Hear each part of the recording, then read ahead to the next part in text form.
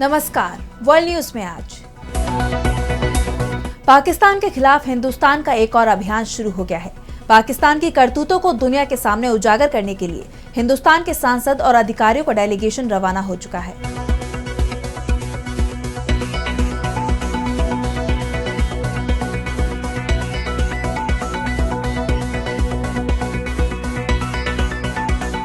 दुनिया के 33 देशों में ये डेलीगेशन जाएगा। इनमें वो देश शामिल हैं जो या तो यूएन के स्थायी और या अस्थायी सदस्य हैं या आने वाले समय में अस्थायी सदस्य बनने वाले हैं, जिससे यूनाइटेड नेशन में भी पाकिस्तान की घेराबंदी की जा सके। तो पाकिस्तान के खिलाफ हिंदुस्तान का अभियान, इस पर हम करेंगे विस्तार से चर्चा। लेकिन आइए जरा उन खबरों को भी देख लें जिन पर आगे होगी बात। बांग्लादेश में मोहम्मद यूनुस की सरकार पर संकट, सेना संभाल सकती है सत्ता, कभी भी लग सकता है मार्शल लॉ। रूस और यूक्रेन के बीच सीजफायर पर नहीं बनी सहमति, अमेरिका ने रूस को दी धमकी, यूं ने लगाए प्रतिबंध। इजरायल के गजा प्लान पर भड़के दुनिया के देश, ब्रिटेन ने उठाया सख्त कदम, नेतन्याहू गजा पर कब्जे की तैयारी में। और चलते चलते में देखेंगे अचानक ही नदी ने बदल दिया रंग, पानी से लेकर मछलियां तक हो गई नीली। इन सभी खबरों पर हम आगे विस्तार से करेंगे बात, लेकिन पहले एक नजर हेडलाइंस पर।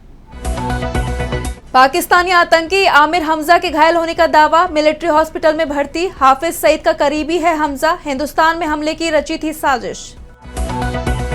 अफगानिस्तान भी रोकेगा पाकिस्तान का पानी, कुनार नदी पर बना रहा डैम, अफगान जनरल बोले ये पानी हमारा खून, इसे बहने नहीं देंगे। विदेशी मिसाइल हमलों के खिलाफ अमेरिकी कवच गोल्डन डोम, राष्ट्रपति डोनाल्ड ट्रंप ने किया ऐलान। एलन मस्क ने कहा कि वो कम से कम अगले 5 वर्षों तक संभालेंगे टेस्ला की कमान, बने रहेंगे सीईओ। पाकिस्तान के पाले हुए आतंकवाद की पोल खोलने के लिए हिंदुस्तान का डेलीगेशन विदेश रवाना हो गया। आज 3 डेलीगेशन के सदस्य विदेश यात्रा पर निकले हैं। बचे हुए 4 और डेलीगेशन 22 और 23 मई को रवाना होंगे। इन डेलीगेशन में सभी दलों के सांसदों के साथ कई राजदूत भी शामिल हैं। 59 सदस्यों वाले इस डेलीगेशन में 51 सांसद हैं। ये सभी पहलगांव आतंकी हमले का बदला लेते हुए चलाए गए ऑपरेशन सिंदूर और पाकिस्तान में पल रहे आतंकवाद पर देश का पक्ष रखेंगे। करीब 33 देशों में ये डेलीगेशन पहुंचेगा। जिन मुख्य मुद्दों पर इस दौरान फोकस रहेगा, उसमें बताया जाएगा कि हिंदुस्तान ने पाकिस्तान के किसी भी सैन्य ठिकाने को निशाना नहीं बनाया था, न ही आम लोगों को निशाना बनाया। 7 मई को हिंदुस्तान ने सिर्फ आतंकी ठिकानों को ही निशाना बनाया, लेकिन पाकिस्तान की सेना ने इसे खुद पर हमला मान लिया और उसने हिंदुस्तान के सैन्य ठिकाने और आम लोगों पर हमले किए, जिसके चलते हमें पलटवार करना पड़ा। हिंदुस्तान ने जवाबी कार्रवाई में भी संयम दिखाया, कोशिश की कि आम लोगों को किसी तरह का नुकसान नहीं हो। और जैसे ही पाकिस्तान की तरफ से सीजफायर का प्रस्ताव आया, हिंदुस्तान ने तुरंत ही हमले बंद कर दिए, जबकि पाकिस्तान ने इसका उल्लंघन किया। सांसदों को कुछ सबूत भी दिए गए हैं, जिनमें वो बताएंगे कि पहलगांव हमले में पाक समर्थित आतंकी संगठन द रेजिस्टेंस फ्रंट यानी TRF की भूमिका थी, जिसको बचाने में पाकिस्तान ने पूरी ताकत लगा दी। हिंदुस्तान का डेलीगेशन जिन देशों में जाएगा, उनसे आतंकवाद के खिलाफ खुलकर बोलने की अपील करेगा। साफ है, हिंदुस्तान अब पाकिस्तान को पूरी दुनिया में अलग थलग करने की कोशिश कर रहा है। हिंदुस्तान के फैसले के बाद पाकिस्तान के PM शहबाज शरीफ ने भी दुनिया के बड़े देशों में अपनी डेलीगेशन टीम भेजने का फैसला किया है। रेडियो पाकिस्तान के मुताबिक बिलावल भुट्टो इस हाई लेवल मीटिंग का नेतृत्व करेंगे। भुट्टो के नेतृत्व वाली टीम में 7 नेता शामिल हैं, जिनमें ऊर्जा मंत्री मुसादिक मलिक, पाकिस्तान मुस्लिम लीग नवाज के नेता खुर्रम दस्तगीर खान, सीनेटर शेरी रहमान, पूर्व विदेश मंत्री हिना रब्बानी खार, मुत्ताहिदा कौमी मूवमेंट के सांसद फैसल सुब्जवारी और पूर्व विदेश सचिव तहमीना जंजुआ और जलील अब्बास जिलानी शामिल हैं। पाकिस्तान के उप प्रधानमंत्री और विदेश मंत्री इशाक डार ने कहा कि ये टीम जल्द ही अमेरिका, ब्रिटेन, ब्रसेल्स, फ्रांस और रूस का दौरा करेगी। इशाक डार खुद चीन के दौरे पर हैं। उन्होंने चीन के विदेश मंत्री वांग यी से मुलाकात की। डॉन न्यूज के मुताबिक चीन ने कहा कि वो पाकिस्तान का समर्थन करता है, जिससे वो अपनी संप्रभुता और अखंडता की रक्षा कर सके। वांग ने पाकिस्तान को अपना मजबूत दोस्त बताया। इस बीच पाकिस्तान की सत्ता पर सेना प्रमुख आसिम मुनीर की पकड़ और मजबूत हो गई है। उन्हें प्रमोट कर अब फील्ड मार्शल बना दिया गया है। पाकिस्तान में आसिम मुनीर से पहले 1959 में सैन्य तानाशाह अयूब खान ने खुद को फील्ड मार्शल घोषित कर दिया था। अब मुनीर दूसरे फील्ड मार्शल हैं। फील्ड मार्शल पाकिस्तान सेना में सर्वोच्च सैन्य रैंक है, जो एक 5 स्टार रैंक मानी जाती है। ये रैंक जनरल यानी 4 स्टार से ऊपर है। पाकिस्तान में फील्ड मार्शल का पद सेना, नौसेना और वायुसेना में सबसे ऊंचा होता है और अब ये भी दावे किए जाने लगे हैं कि मुनीर जल्द ही पाकिस्तान की सत्ता पर भी कब्जा कर सकते हैं, क्योंकि शहबाज शरीफ की सरकार जनता के बीच काफी ज्यादा अलोकप्रिय हो चुकी है और शरीफ से अपनी कुर्सी बचाने के लिए ही मुनीर को फील्ड मार्शल बनाया गया है। मुनीर के लिए शहबाज नियमों में बदलाव भी कर चुके हैं। पाकिस्तान में आर्मी चीफ का कार्यकाल बढ़ाकर पहले ही 5 साल कर दिया गया है और इसके अलावा 5 साल का एक्सटेंशन भी मिल सकता है। यानी मुनीर पहले ही 10 साल के लिए सेना प्रमुख का कार्यकाल सुरक्षित कर चुके हैं और अब फील्ड मार्शल बन गए हैं। इसके बाद उनके सत्ता पर काबिज होने के दावे इसलिए किए जा रहे हैं क्योंकि पाकिस्तान में जिस भी सेना चीफ को समय से पहले प्रमोशन मिला है वो बाद में सत्ता पर काबिज हो सकता है। और अब बात बांग्लादेश की। बांग्लादेश की अंतरिम सरकार के मुखिया मोहम्मद यूनुस की सत्ता खतरे में पड़ गई है। सेना के साथ टकराव की नीति उन पर भारी पड़ती दिखाई दे रही है। यूनुस सेना प्रमुख को पद से हटाने की कोशिश कर रही हैं, लेकिन अब सेना चीफ जनरल वकार-उज़-ज़मान ही सत्ता पर कब्जे की कोशिश में जुट गए हैं। बांग्लादेश में कभी भी मार्शल लॉ का ऐलान हो सकता है।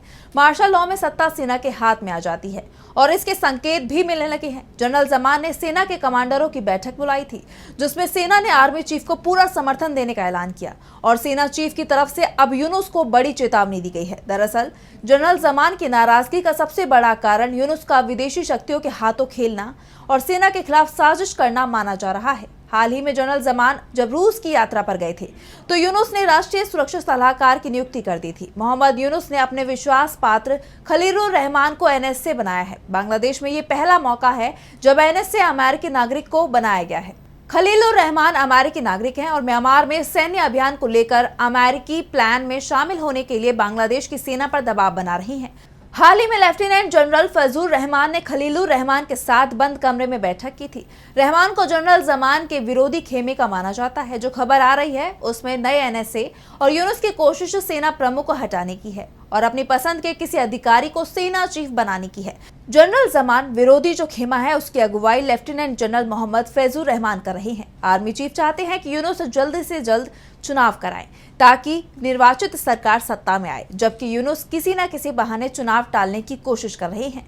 इसी के चलते जनरल ज़मान ने कमांडरों की बैठक बुलाई थी। खबर है कि जनरल ज़मान ने यूनुस को अब धमकी दी है कि वो चुनाव को ज्यादा समय टालेंगे तो अपने लिए ही मुश्किलें खड़ी करेंगे। ढाका में अचानक ही सैनिकों की संख्या बढ़ा दी गई है। सेना अपने चीफ के एक इशारे पर ही सत्ता पर कब्जा करने को तैयार है। यानी यूनुस का एक भी गलत कदम अब सेना को सत्ता में लाने का कारण बन सकता है। और अब बात रूस और यूक्रेन के बीच तनाव कम करने की कोशिश की। अमेरिका के राष्ट्रपति डोनाल्ड ट्रंप ने फोन पर रूस के राष्ट्रपति व्लादिमीर पुतिन से करीब 2 घंटे तक बातचीत की, लेकिन इसके बाद भी सीज फायर पर सहमति नहीं बन सकी, जबकि यूक्रेन इसके लिए तैयार है। मामला शर्तों को लेकर फंस रहा है। रूस ने समझौते के लिए जो डिमांड रखी है, यूक्रेन उसके लिए तैयार नहीं है और इसी के चलते बात बन नहीं पा रही है। ऐसे में अब रूस पर दबाव बढ़ाया जा रहा है।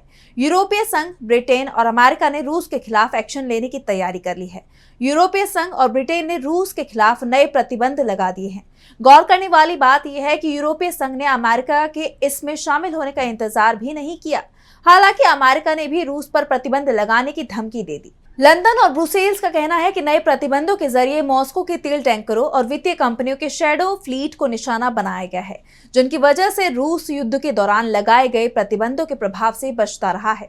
इसके अलावा जर्मन विदेश मंत्री जोहान बेटफुल ने ब्रुसेल्स में अपने यूरोपीय संघ के समकक्षों संग बैठक के दौरान कहा, बार बार वो इस बात को स्पष्ट तौर पर कह चुके हैं, रूस बिना किसी पूर्व शर्त के तत्काल युद्ध विराम करे। रूस इसके लिए तैयार नहीं है, इसलिए प्रतिक्रिया जरूरी है। साथ ही उन्होंने उम्मीद जताई कि अमेरिका भी इसे बर्दाश्त नहीं करेगा। वहीं इसको लेकर अमेरिका ने भी अब अपना रुख साफ कर दिया। अमेरिका के विदेश मंत्री मार्को रूबियो ने कहा कि अगर रूस यूक्रेन युद्ध में रूस एक औपचारिक युद्ध विराम प्रस्ताव पेश नहीं करता है तो अमेरिका उस पर नए प्रतिबंध लगाने पर विचार कर सकता है। हालांकि रूबियो ने यह भी कहा कि राष्ट्रपति का मानना है कि अगर अभी से प्रतिबंधों की धमकी दी गई तो रूस बातचीत से पीछे हट सकता है। रूबियो ने यह भी कहा कि ट्रंप इस संघर्ष को खत्म करने के लिए पूरी तरह से प्रतिबद्ध है और दोनों पक्षों को शांतिपूर्ण समाधान की ओर ले जाने की क्षमता बनाए रखना चाहते हैं। अब रूस के इस रवैये को लेकर यूक्रेन के राष्ट्रपति वोलोदिमीर ज़ेलेंस्की ने रूस पर तीखा हमला बोला। उन्होंने कहा कि मॉस्को जानबूझकर शांति वार्ता को लटकाकर 3 साल से चल रही जंग को और लंबा खींचना चाहता है। उन्होंने ये बयान तुर्की के इस्तांबुल में हुई हालिया वार्ता के बाद दिया, जहां रूसी और यूक्रेनी अधिकारियों के बीच 3 साल में पहली बार आमने सामने बातचीत हुई। जेलेंस्की ने वार्ता में शामिल रूसी प्रतिनिधिमंडल को बिना दिमाग का बताते हुए कहा कि स्पष्ट है कि रूस सिर्फ टाल रहा है ताकि वो कब्जा और जंग जारी रख सके। और अब बात अगली खबर की। अमेरिकी खुफिया एजेंसियों ने चेतावनी दी है कि इजरायल जल्द ही ईरान के खिलाफ कोई बड़ा कदम उठा सकता है। जानकारों की माने तो इजरायल ईरान के न्यूक्लियर ठिकानों पर हमला करने की सोच रहा है। CNN की एक रिपोर्ट के मुताबिक इजरायल ने अभी इस पर फाइनल फैसला नहीं लिया, लेकिन बीते कुछ महीनों में इसकी संभावना काफी बढ़ गई है। ये सब इस बात पर टिका है कि अमेरिका और ईरान के बीच परमाणु डील को लेकर चल रही बातचीत का क्या रिजल्ट आता है।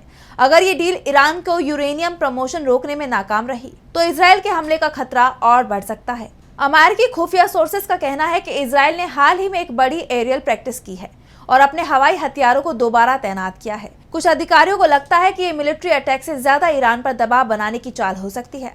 अमेरिकी राष्ट्रपति डोनाल्ड ट्रंप ने भी ईरान को बातचीत फेल होने पर सैन्य कार्रवाई की धमकी दी थी।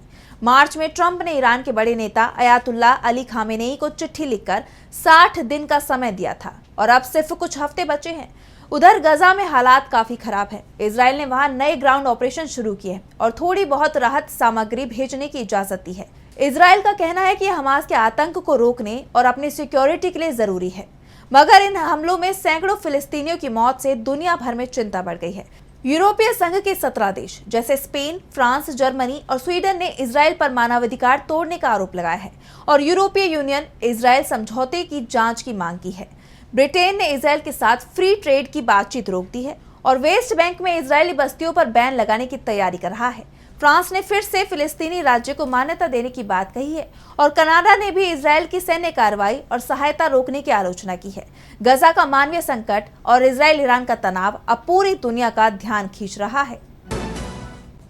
और अब चलते चलते में बात करेंगे अचानक बदले नदी के पानी के रंग की। दुनिया में कई नदियां ऐसी हैं जो अपनी खूबसूरती के लिए जानी जाती हैं, कई ऐसी हैं जो अपने रहस्य के लिए काफी मशहूर हैं। जब कोई नदी, जानवर, पक्षी अपने ओरिजिनल कलर से अचानक बदल जाए तो आप क्या करेंगे? यकीनन आप चौंक जाएंगे और हो सकता है आप यकीन भी ना करें। लेकिन आज हम आपको ऐसी एक नदी के बारे में बताने जा रहे हैं जो सामान्य है, लेकिन एक दिन अचानक उसके पानी का रंग बदल गया। ब्राजील के साओ पाउलो स्टेट में ऐसा हुआ है। यहाँ एक नदी अचानक नीली हो गई और नदी में मौजूद मछली, पक्षी समेत कई जानवर नीले हो गए। नदी को देखने के बाद लोगों के होश उड़ गए। लोग तमाम तरह के कयास लगाने लगे, जिसके बाद से सवाल उठने लगे कि क्या पानी में कोई जिन घुस गया या फिर कोई और वजह है। ऐसा केमिकल रिलीज की वजह से हुआ है। ब्लू डाई का घोल ले जा रहा एक ट्रक हादसे का शिकार हो गया, जिससे रसायन जुंडियाई नदी में रिस गया। रिपोर्ट के मुताबिक डाई ले जा रहा एक ट्रक बेकाबू होकर यूटिलिटी पोल से टकरा गया। टक्कर की वजह से कंटेनर टूट गए, जिससे रसायन जुंडियाई नदी से जुड़े एक नजदीकी मेन हॉल में लीक हो गया। देखते देखते पूरी नदी नीले रंग में बदल गई। इसने पर्यावरण सुरक्षा और औद्योगिक परिवहन को लेकर भी चिंताएं बढ़ा दी हैं। इससे नदी में प्राकृतिक संतुलन बिगड़ सकता है और मछलियों और अन्य जलीय जीवन को नुकसान पहुंच सकता है। तो फिलहाल के लिए वर्ल्ड न्यूज में बस इतना ही। देश और दुनिया की तमाम बड़ी खबरों के लिए देखते रहिए DB लाइव। नमस्कार।